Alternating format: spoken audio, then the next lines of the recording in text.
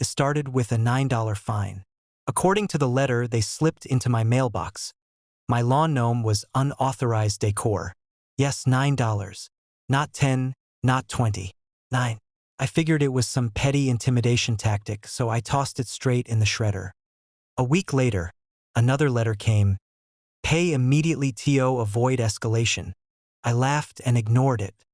But apparently, the HOA had decided to enforce the fine.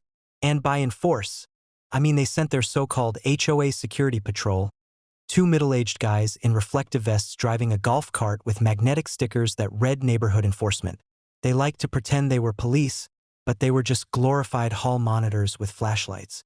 One evening, I pulled into my street after a long shift to find their little cart parked across my driveway, blocking me in.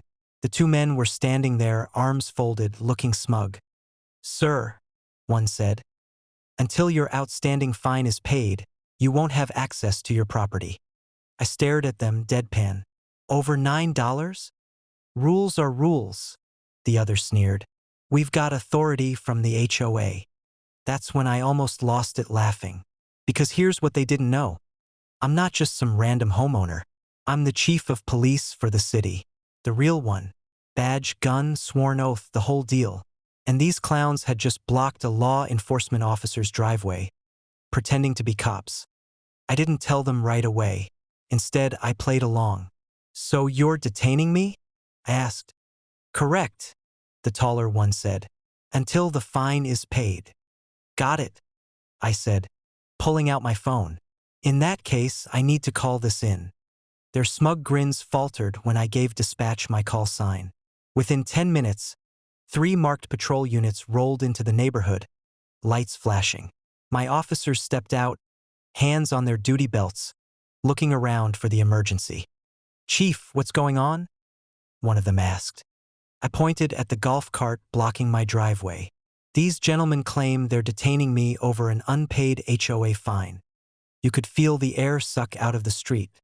My officers turned to the 2 fake cops, eyes narrowing. "Is that true?" The men stammered, suddenly pale. "We were just following HOA policy. Impersonating law enforcement is a felony." One of my sergeants cut in. The HOA clowns nearly tripped over themselves trying to explain. I let them squirm for a minute before finally flipping open my badge wallet. The looks on their faces when they realized who I was? Priceless. I ordered their golf cart towed. Yes, we towed a golf cart, and had both men cited for obstruction and impersonation. They weren't arrested, but they were definitely shaken. The HOA president tried to intervene the next day, sputtering about authority and community safety. I calmly reminded her that the HOA had zero legal power to detain or fine anyone beyond civil claims, and if they pulled a stunt like that again, I'd pursue criminal charges. Word spread quickly. The so-called HOA cops resigned in embarrassment. The board backed down, and that $9 fine? It vanished from their records like it never existed. Now, whenever those same neighbors see me, they wave politely and keep their mouths shut. My driveway stays clear, my gnome still sits proudly on the lawn, and the HOA hasn't dared challenge me since. Because here's the thing, you can play pretend all you want. But when you block the real chief of police in his own driveway, your game ends fast.